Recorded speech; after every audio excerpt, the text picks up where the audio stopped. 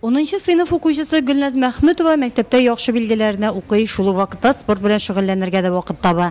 Волейбол түгәрәгенә яратып йөри икән. Шуңа да эшләп алган акчага спорт формасы сатып алырга тели. Владимир Селивановның да максаты җәйге каникул вакытын файдалы хезмәттә үткәрү. Документларны бирдек, хәзер көтәбез, кая урнашырга була. Һәм менә үзем акча алсам, эшләп акча алсам, мин үземә спортивный форма алыр идем. Чөнки мин волейбол белән шөгыльләнәм.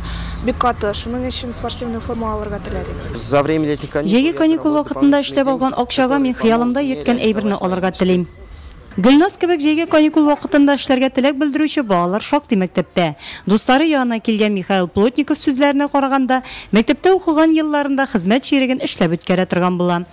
Техникум учусь в Казани. Казанда техникумда укыйм, 9-нчы сыйныфтан соң укырга киткән идем. Җәйге каникулларда гел эшләдем, хәзер дә эшкә урнаштым.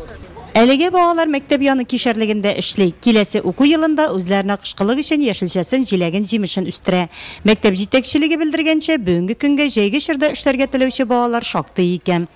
Узган ел уку елында безнең 40 укучы эшкә урнашкан булса, быелгы уку елында инде 35 укучы теләк белдерде.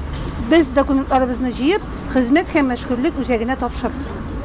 Хезмәт һәм мәшгульлек үзәгеннән алынган мәгълүматларга караганда, бүгенге көнгә 100дән артык яшүсмер үзәккә үзләре килеп, эшкә урнаштыруларын сорап гариза калдырганнар. Быелгы 2014 елның җәйге айларында 14 яшьтән 18 яшькә хәтле булган мәктәп балаларын эш белән тәэмин итү өчен Нурлат мәшгульлек үзәгендә 550 эш урыны каралды. Бүгенге көндә эш тәкъдим итүчеләр белән кайсы вакытта ничә яшүсмерне нинди хезмәт хакы түләү турында сөйләшүләр алып барыла. Килешүләр төзелә. Үзәк тарафыннан бирелә торган акчалата ярдәм күләме дә быел 850 сумнан 1275 сумга хәтле күтәрелде. Безнең Нурлат телевидениесендә исә 2 бала эшләячәк. Район мәгариф бүлеге җитәкчелеге хезмәт һәм мәшгульлек үзәгенә 250 баланың гаризасын юллаган. Әмма балик булмаган балаларны эшкә алырга теләк белдерүче оешма предприятиеләрнең генә саны бик аз икән.